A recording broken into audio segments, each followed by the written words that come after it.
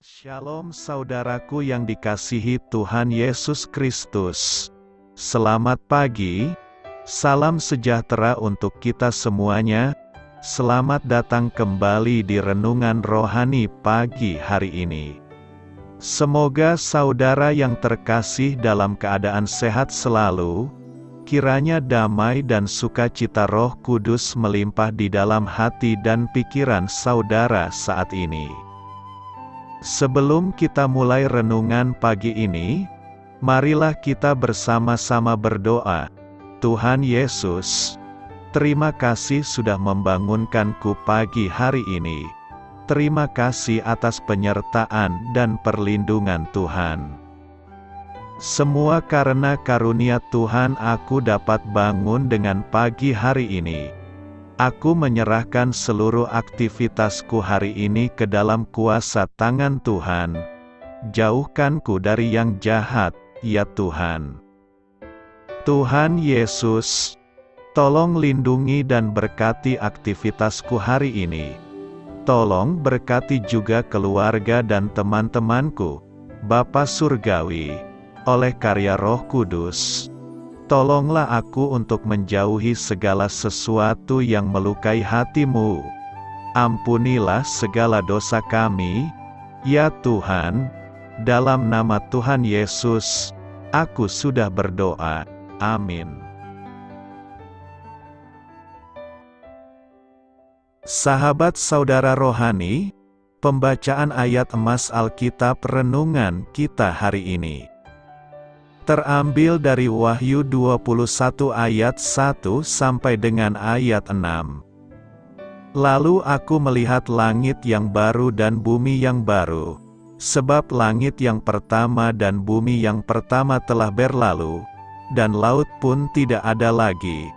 Dan aku melihat kota yang kudus, Yerusalem yang baru, turun dari sorga, dari Allah, yang berhias bagaikan pengantin perempuan yang berdandan untuk suaminya. Lalu aku mendengar suara yang nyaring dari tahta itu berkata, "Lihatlah, kemah Allah ada di tengah-tengah manusia dan Ia akan diam bersama-sama dengan mereka. Mereka akan menjadi umat-Nya dan Ia akan menjadi Allah mereka. Dan Ia akan menghapus segala air mata dari mata mereka, dan maut tidak akan ada lagi. Tidak akan ada lagi perkabungan, atau ratap tangis, atau duka cita, sebab segala sesuatu yang lama itu telah berlalu." Ia yang duduk di atas tahta itu berkata, "Lihatlah, aku menjadikan segala sesuatu baru." Dan firman-Nya, "Tuliskanlah, karena segala perkataan ini adalah tepat dan benar." Firman-Nya lagi kepadaku, "Semuanya telah terjadi. Aku adalah Alfa dan Omega, yang awal dan yang akhir. Orang yang haus akan kuberi minum dengan cuma-cuma dari mata air kehidupan." Wahyu 21 ayat 1 sampai dengan ayat 6. Inti dari ayat emas renungan kita adalah, Ia akan menghapus segala air mata dari mata mereka. Mari kita mulai renungan pagi kita. Judul renungan kita hari ini adalah Setiap Duka, ditulis oleh Monica Laros. Mari kita mulai kisah inspiratif. Kutimbang setiap duka yang kujumpai, tulis penyair abad ke-19 Emily Dickinson. Dengan mata menyipit penuh selidik, apakah bobotnya serupa dengan lukaku? Ingin aku tahu, ataukah bebannya sedikit lebih mudah?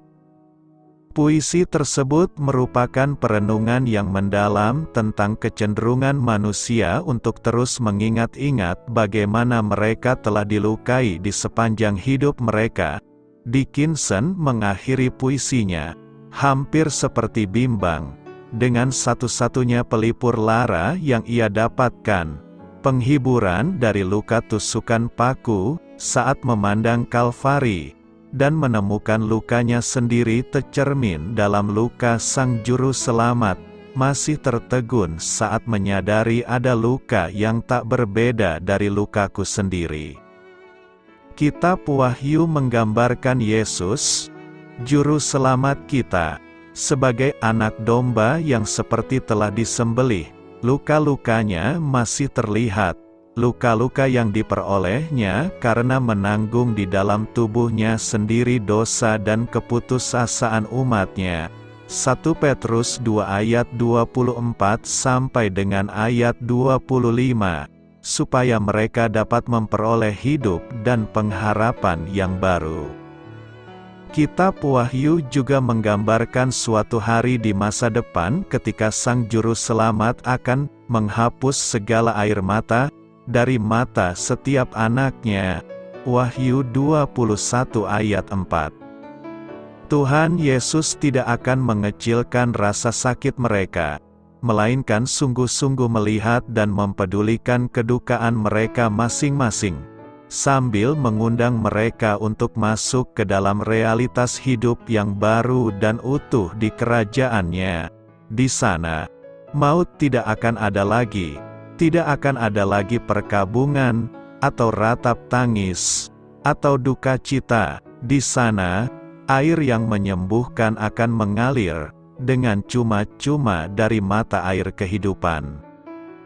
Karena Juru Selamat kita telah menanggung setiap duka cita kita, kita dapat mengalami perteduhan dan pemulihan dalam kerajaan-Nya. Marilah kita renungkan di dalam hati kita, kapan Anda merasa benar-benar dipedulikan dalam penderitaan Anda? Bagaimana cara Allah menghibur Anda pada masa-masa sulit? Hal ini patut kamu ketahui.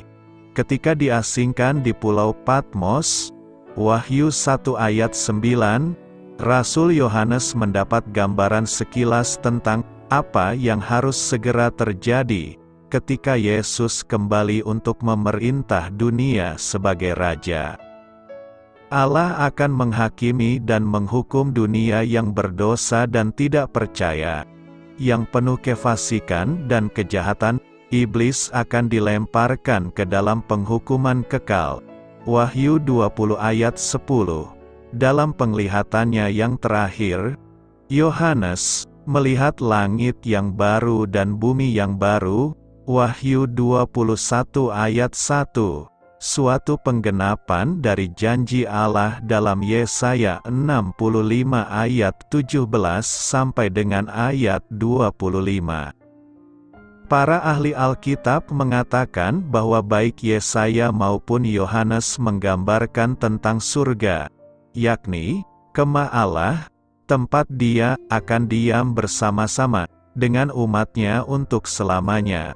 Wahyu 21 ayat 3, tidak akan masuk ke dalamnya sesuatu yang najis, tetapi hanya mereka yang namanya tertulis di dalam kitab kehidupan anak domba itu. Rasul Petrus berkata bahwa di langit yang baru dan bumi yang baru itulah terdapat kebenaran. Tuhan akan menghapus air mata. Wahyu 21 ayat 4.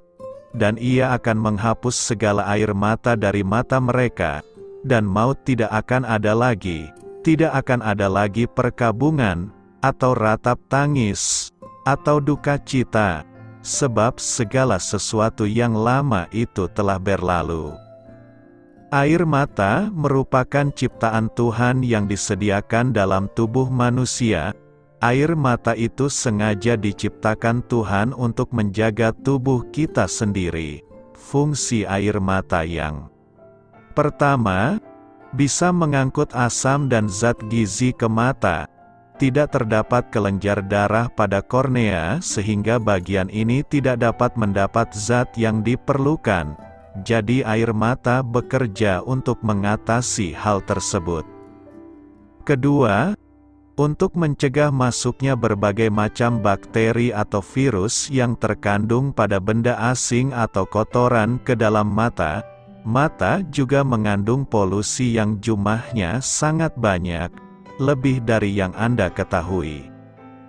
Bisa Anda membayangkan, bagaimana jika tidak ada air mata yang keluar? kotoran tersebut bisa langsung masuk ke dalam mata, akhirnya lama-kelamaan dapat menimbulkan infeksi pada mata. Ketiga, membantu penglihatan. Jangan salah, ternyata air mata juga dapat membantu penglihatan manusia. Jadi cairan yang keluar dari mata dapat mencegah dehidrasi pada membran mata Anda yang fungsinya dapat menjaga kecerahan pandangan mata. Keempat, mengeluarkan racun. Menurut William Free, seorang ahli biokimia, beliau telah melakukan beberapa kasus studi mengenai air mata dan menemukan bahwa air mata yang keluar dari hasil menangis karena emosional ternyata mengandung racun. Keluarnya air mata inilah yang berarti ia mengeluarkan racun dari dalam tubuh lewat mata. Kelima, dapat meningkatkan mood atau rasa nyaman. Ternyata seseorang yang menangis bisa menurunkan level depresi karena dengan menangis. Karena merasa lega telah mengeluarkan ungkapan di hati. Akhirnya dapat mengembalikan mood seseorang tersebut. Air mata yang dihasilkan dari tipe menangis karena emosi mengandung 24% protein albumin yang berguna dalam meregulasi sistem metabolisme tubuh dibanding air mata yang dihasilkan dari iritasi mata. Jadi, jika Anda ingin menangis, menangis saja, tak usah diragu untuk mengeluarkannya. Manusia yang hidup di dunia ini pasti pernah mengalami penderitaan yang mengeluarkan air mata. Hidup di dunia ini diwarnai air mata yang tak kunjung habis. Air mata senantiasa mengikuti perjalanan hidup manusia sejak ia dilahirkan. Kelahiran bayi pun diawali tangisan dan tetesan air mata. Begitu keluar dari rahim ibunya, ia sudah mulai menangis. Ini adalah air mata pertamanya saat pertama kali ia melihat dunia. Dan ketika orang meninggalkan dunia ini, kembali ditutup dengan linangan air mata dari keluarga, teman dan para sahabat. Sungguh, air mata merupakan bagian kehidupan manusia. Tetapi, pada saatnya air mata itu akan berhenti mengalir, yaitu pada hari yang penuh dengan kemenangan dan kebahagiaan. Air mata tak akan lagi terlihat, di mana tak seorang pun sanggup menghapus air mata kita kecuali tangan Tuhan sendiri. Segala kesusahan tidak akan kita alami lagi. Bagi umat Tuhan yang setia sampai garis akhir akan mendapatkan perhentian.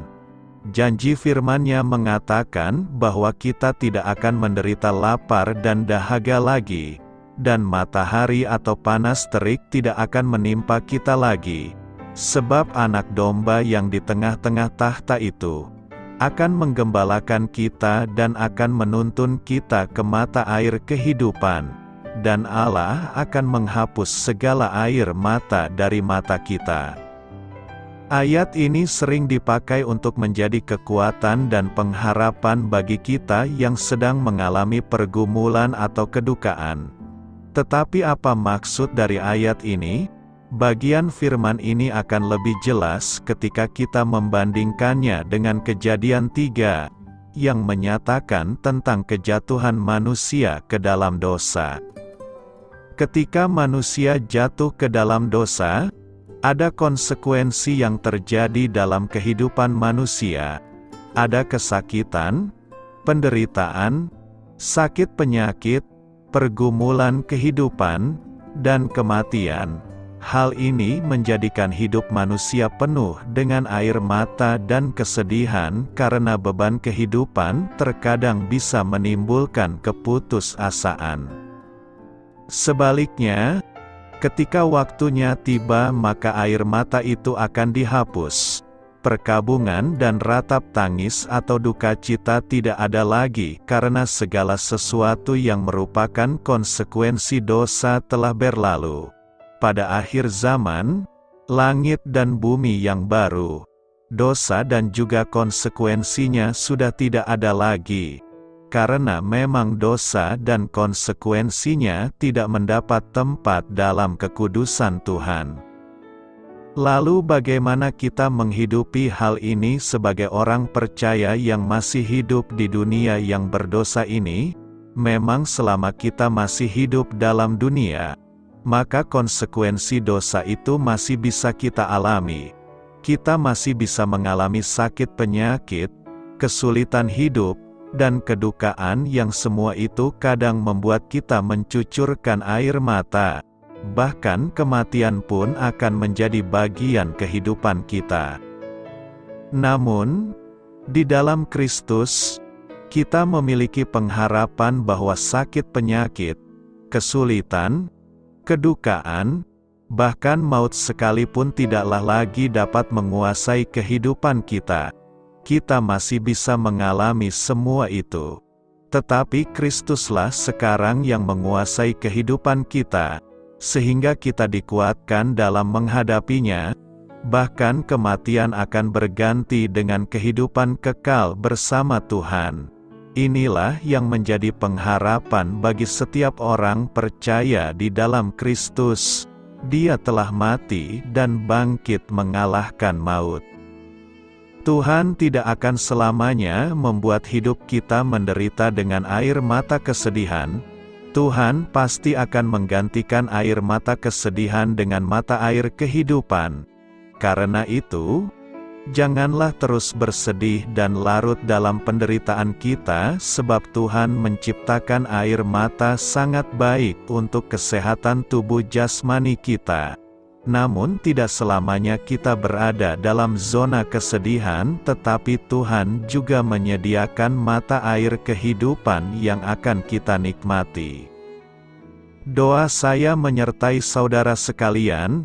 Marilah kita menyampaikan doa syafaat. Allah terkasih, terima kasih, karena Engkau melihat, memahami, dan menanggung segala dukaku. Amin. Sampaikan harapan dan permintaan saudara kepada Tuhan.